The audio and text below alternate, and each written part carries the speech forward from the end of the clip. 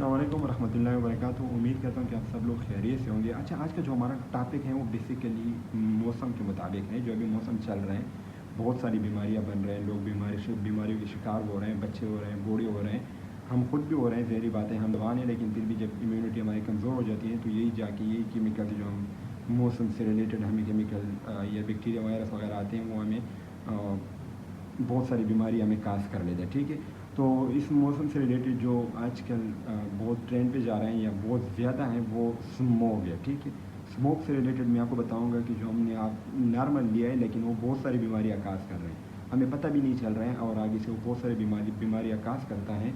तो इस वजह से हम मेडिकल में इसको साइलेंट किलर भी कहते हैं स्मोक को, क्योंकि वो किसी को पता ही नहीं है और आगे से वो बहुत सारी बीमारियाँ क्या कर लेते हैं, काज कर लेता है।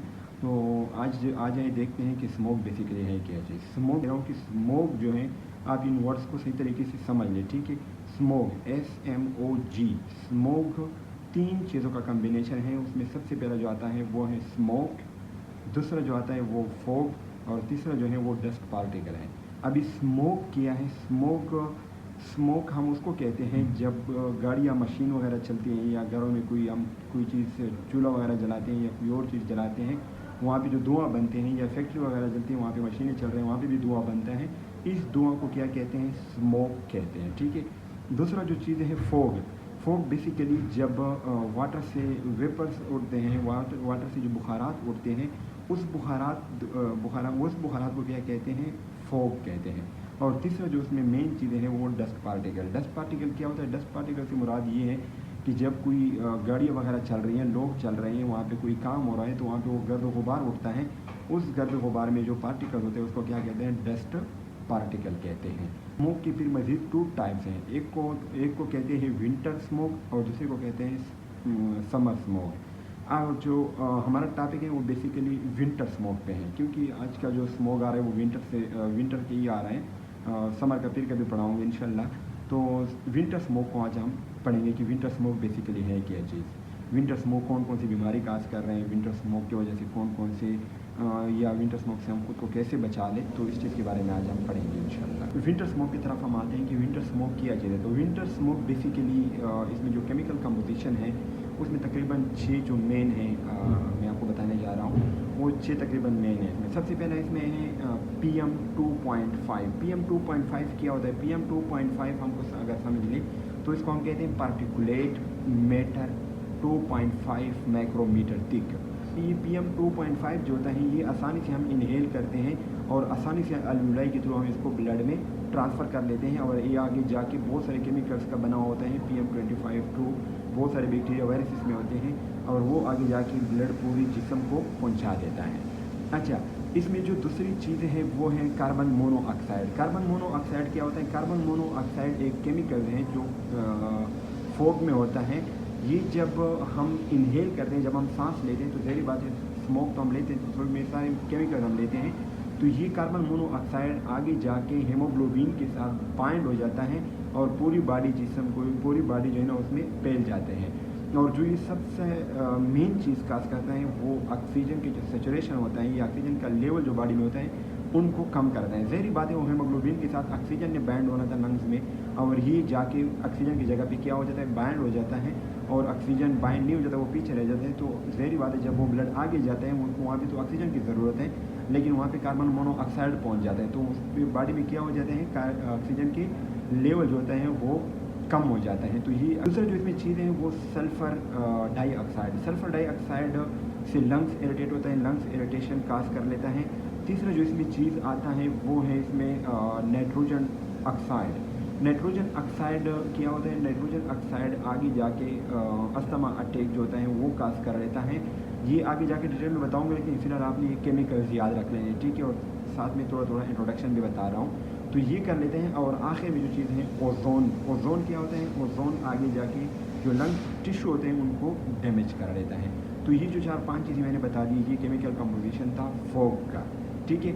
अभी हम जाके देखते हैं कि केमिकल कंपोजिशन में जो फॉग हैं वो कौन कौन सी बीमारी काज कर रहे हैं। अच्छा, अगर हम देख लें कि स्मोक कौन कौन सी बीमारी काज कर रहे हैं, ठीक है, जो इफ़ेक्ट कर रहे हैं वो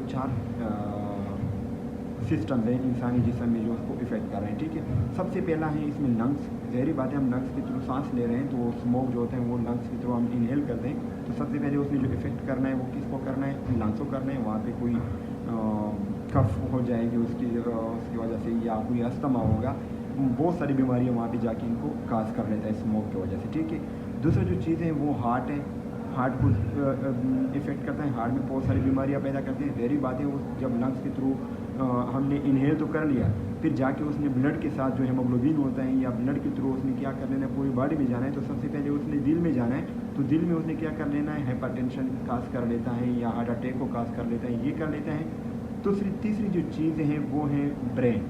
ब्रेन में भी बहुत सारी बीमारियाँ काज करते हैं। ज़ाहिर बात यही ब्लड ने तो ऊपर जाके ब्रेन में भी जाना है, तो यही ब्लड में जो स्मोक के केमिकल्स होते हैं वो ब्लड में ब्रेन में भी तो पहुंच देना है, तो ब्रेन को भी ये इफ़ेक्ट करता है।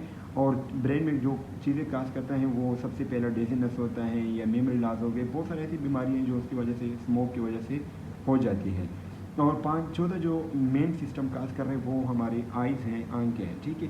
अभी आइज़ के ऊपर ज़ाहिर बात है जब स्मोक होता है वो तो पूरी इन्वायरमेंट में फैला हुआ होता है। जब हम चलते रहते हैं तो हमारे आइज़ के साथ वो क्या कर लेते हैं, टकराते हैं, वहाँ पे जाके उस जगह में बैठ जाते हैं आइज़ के ऊपर, तो उसको भी इरिटेट करते हैं। उसमें सबसे पहले जो चीज़ें काज कर रहे हैं वो बर्निंग है। ज़ाहिर बात है वहाँ पे केमिकल आते तो आइज़ में बर्न ही होना है। और दूसरा जो चीज़ है वो ये है कि वहाँ पे रेडनेस पैदा हो जाता है। ज़ाहिर बात है हमारे इम्यून सिस्टम ने उसके खिलाफ लड़ना है, बैक्टीरिया वायरस वगैरह के खिलाफ। जब उनके खिलाफ लड़ेंगे तो वहाँ पे वो क्या होगा, रेडनेस आएगा, इन्फ्लेमेशन आएगा।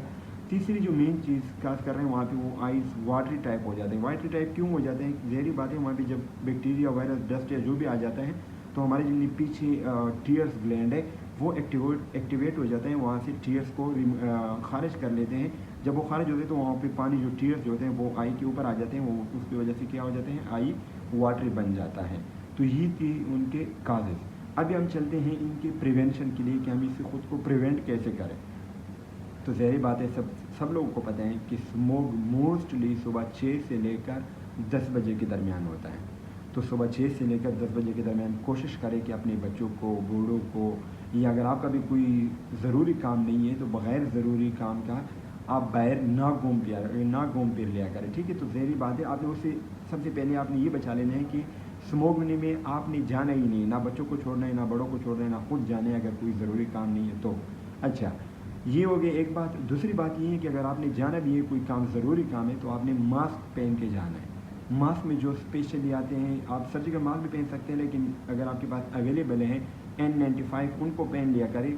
तीसरा जो इसमें चीज़ है वो ये है कि आपने गर्म पानी पी लेना है, गर्म छोटा चीज़ ले लेना है, वो है विटामिन सी।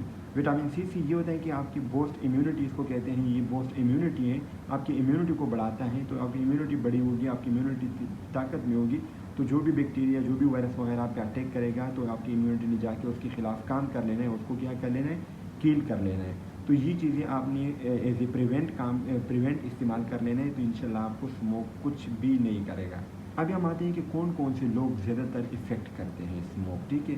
तो पहले भी मैंने बताया था, अभी भी बता रहा हूँ कि इसमें जो सबसे पहले नंबर पे है वो है चाइल्ड, कि चिल्ड्रन जो होते हैं, बच्चे जो होते हैं, वो सबसे पहले उसमें भी बहुत सारी बीमारियाँ काज कर लेते हैं।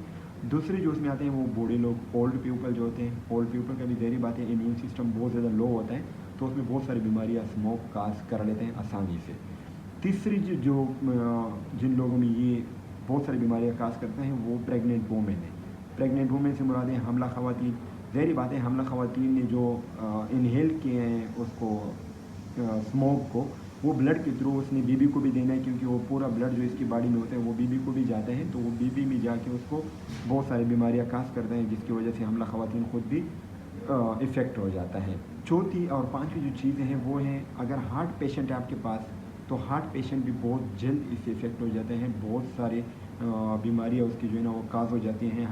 बीपी हाई हो सकता है, उसके अलावा हार्ट अटैक भी आ सकते हैं उनको, क्योंकि ज़ाहिर बात है वहाँ पे ऑक्सीजन की कमी होती है। स्मोक में बहुत सारे केमिकल्स होते हैं जो हार्ट में जाके उसको हार्ट को इफ़ेक्ट कर लेता है, तो हार्ट पेशेंट को बहुत जल्दी ये क्या कर लेता है, इफ़ेक्ट कर लेता है। पांचवी वो ये है कि लंग्स को बहुत जल्दी इफ़ेक्ट करते हैं। ज़ाहिर बात है सबसे पहले उसने जाके लंग्स में तो जाना है, तो लंग्स पेशेंट जो भी होगा, उसको जो भी अस्थमा है, कोई नमोनिया है, टीबी है, जो भी उसको बीमारी है, तो इस तरह के पेशेंट को बहुत जल्दी वो इफ़ेक्ट कर लेते हैं और बहुत जल्दी उसको नुकसान पहुंचा लेता है।